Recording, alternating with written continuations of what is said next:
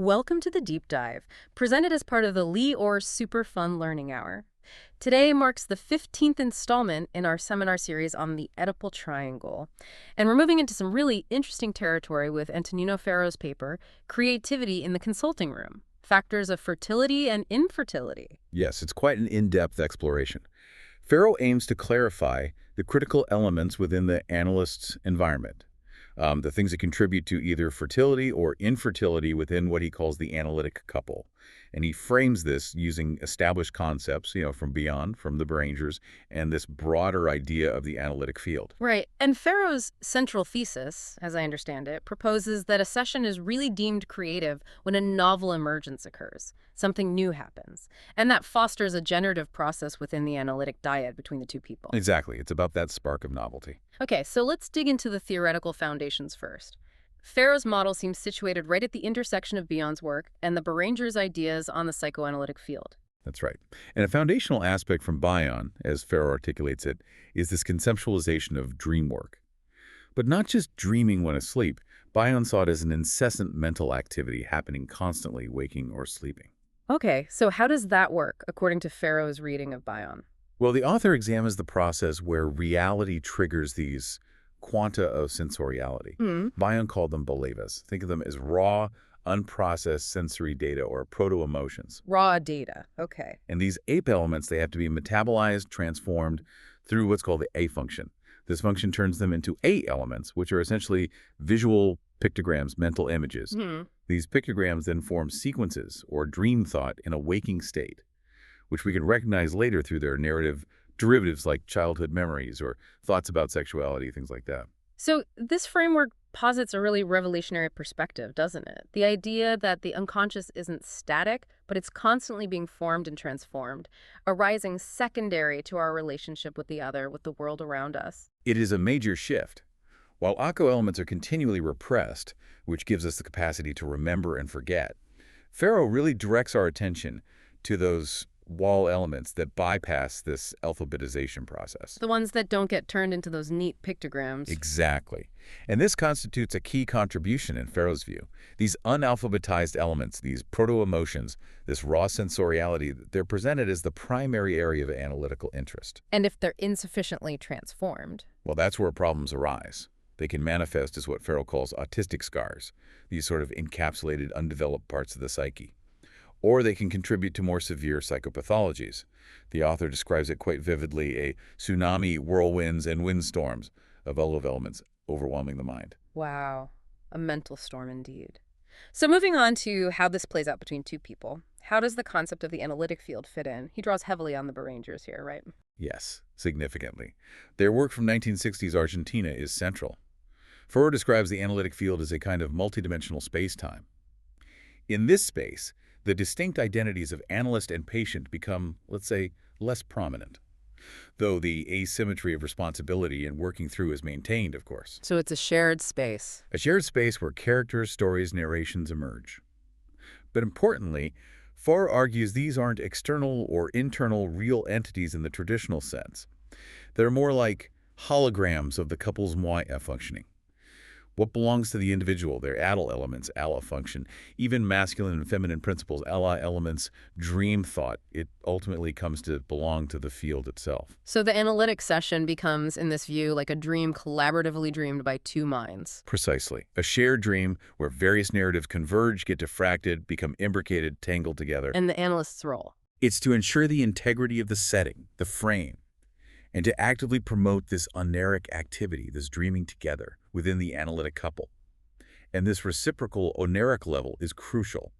The more the analyst's response to the patient is, quote, dreamed, meaning it comes from that deeper I function process level, the more it helps construct or mend deficiencies in the patient's own alpha function. That makes sense. He also looks at the functioning between the two minds, using those masculine and feminine symbols. And yes, examining content and the ability to contain. Ferro identifies three primary configurations. There's eros, which is characterized by a predominance of content, often power dynamics, maybe a sterile debate. Okay. Then signify conflict avoidance, a kind of sterile agreement where nothing really happens. Right, nothing fertile there. Exactly. And then the archegeration, which Farrow presents as the singular, truly creative mode. That's the fertile coupling of two minds, where content finds a container. Now, to ground these concepts, Farrow provides some really detailed clinical material. The case of Stefania and the sunglasses seems like a good starting point. She had panic attacks, social phobia. Yes, and notably wore these large sunglasses to avoid recognition. The analyst hypothesizes this behavior reflects an eruption of those proto-emotional states we talked about. Projecting danger onto others, maybe a desire to obscure parts of herself. Oniric frames, like an erupting volcano or a masked face, are seen as foundational to her experience. And there were other details, challenging relationships, this theme of not being allowed to get dirty. Right, evidenced by her constant use of deodorant, leg shaving. But a pivotal point emerges with the analyst's reversal of the listening vertex regarding her activity of doing the washing on Sundays. Ah, that phrase again. What did that reversal entail? Well, initially it might just look like an obsessive behavior linked to a phobia, but the analyst reinterprets it as the diligent work of her alpha function, conceptualizing it as a washing machine, working hard to metabolize the intense emotions coming from her intimate relationships. Seeing the function within the symptom. Exactly. And this shift in perspective is presented as a factor behind the transformation into dream. It underscores this idea of dreaming the session together, needing unison and negative capability, that tolerance for uncertainty to develop the I function within the dyad. The author presents the loci of creativity right there, informing pictograms and linking narrative derivatives. That's powerful. He also uses other examples, like patients planning trips or having physical symptoms, as part of the field's dynamics. Yes, the examples of a patient planning a trip to Barcelona or experiencing a prostate disorder alongside another patient's holiday in Madagascar. These aren't just treated as external realities, they become characters of the session. Farrow contends that Barcelona might symbolize a wish for less demanding sessions. The prostate could represent a proliferation of hatred, perhaps, and Madagascar could signify an encounter with authentic, maybe raw emotions. So it's about working in the field, engaging with these elements symbolically. Precisely. Engaging with varying degrees of concreteness and abstraction. Okay, let's turn to the extended case of Simone's complacent mutism and the monsters. The author suggests this profoundly illustrates the analyst's role in fostering fertility when things seem stuck. Yes, Simone initially prevailed with his inability to express anything beyond positive emotions. His attempts to reconstruct his childhood were described as intellectually cold. Very contained, almost sterile. Exactly. And a critical juncture arose when Simone disclosed his and his partner's infertility issues. This included his own testicular calcifications and what he called monstrosities in the head of his spermatozoa. Now, the analyst's internal processing, their own reverie, recognized this not just literally, but as a reflection of the consulting room's state. How so? As Simone's terror of his own inner world and the shared fear of an infertile analysis, one that might produce monstrous emotions. Crucially, the analyst consciously avoided a cold, decoding interpretation. They sought a path that wouldn't hurt the patient, but would allow these feared emotions to actually develop. Holding the space, tolerating the uncertainty. What happened next? In the subsequent session, Simone talked about needing to filter what he says, and he introduced Dino, a colleague who spoke negatively about their boss. The analyst then made a key intervention, connecting Dino to Simone's situation. The interpretation offered was that Dino acted as a form of heterologous insemination. Wow. A way for unfiltered thoughts, negative thoughts, to be introduced into the otherwise sterile, analytic environment. And Simone's reaction? Astonishment. And he then inadvertently confirmed the personal resonance of the analyst's next metaphor about celiac disease, relating to difficulty digesting certain emotional inputs. That connection seems crucial. It allows things to move forward. It does. The narrative progresses to Simone directly expressing intense rage, first channeled through a message to his father threatening violence. The analyst didn't pathologize it, but reframed this intensity as material for a hot-blooded Bollywood story, contrasting it with the cleansed and filtered Hollywood versions Simone had previously mentioned. Embracing the energy rather than shutting it down. Exactly. Later, Simone feared he'd eliminated completely his violent urges, personified as Mr. Baratoli. The analyst offered reassurance. If we are talking about it, it's because it's there, encouraging the constructive use of these energies. So Simone's capacity for dreaming developed. It did, evidenced by two significant dreams Farrow details. The first involved a Hummer exploring other planets. From this vantage point, Simone observed disliked aspects of his mother and expressed a literal desire for his father's death. The analyst interpreted this not just literally, but as Simone's detestation and murderous impulses towards the analyst, viewed from an unknown Martian point of view, a transference interpretation. Bringing it into the room. Yes. The second dream featured doctors accusing him of murder and Satan shouting. The analyst interpreted this as Simone's defense against the analyst's perceived insistence or pressure. These interpretations led to Simone's profound realization that his childhood terror of a Tyrannosaurus rex was, in fact, his own anger. A major breakthrough. Absolutely. And the analysis culminates when Simone discusses his girlfriend leaving and his desire for a Labrador. The analyst playfully contrasted the Labrador's affectionate nature playing on the Italian Labrador lips of gold with what a more assertive dog might say if abandoned. And that prompted Simone to voice previously unexpressed violent sentiments. Then came the analyst's gentle yet impactful suggestion of finding some iron ferro to reinforce the fence. a lovely, subtle intervention using the author's name. Indeed. This ultimately leads to Simone acquiring what Farrow calls an original capacity of thought. It's symbolized by a dream where Manson lost something and was transformed into Mason. Perry Mason signifying his creativity becoming legitimate, finding a structure. That's quite a journey. Farrow concludes this case with 5 points for escaping an unproductive impasse. Recognizing the problem is shared, using the patient's perspective and language, and trusting in the productive use of violent emotions through a greater presence of iron, meaning containment and structure. Now, Farrow also cautions against the dangers of being consumed by a single line of interpretation, doesn't he? He highlights Bion's assertion that the patient who finishes a sentence is not the same as the one who started it. Yes, that's a crucial point about staying open. He illustrates this using Simone's case again. The analyst's initial tendency to interpret big bolts as big bullies could have led them completely astray. He likens it to a dentist repeatedly x-raying the same tooth despite the pain being elsewhere. It underscores the necessity of listening without memory or desire, Bion's famous phrase, to allow for fresh, unpredictable developments. That ability to stay open seems key. Farrow distinguishes between patients who are set in their ways and those who open out. He does. The case of Annalisa and the Bastard exemplifies the former. Her fixed narrative of revenge, like a rigid mafia story code, permeates everything, making forgiveness seem impossible. Step in that narrative. Exactly.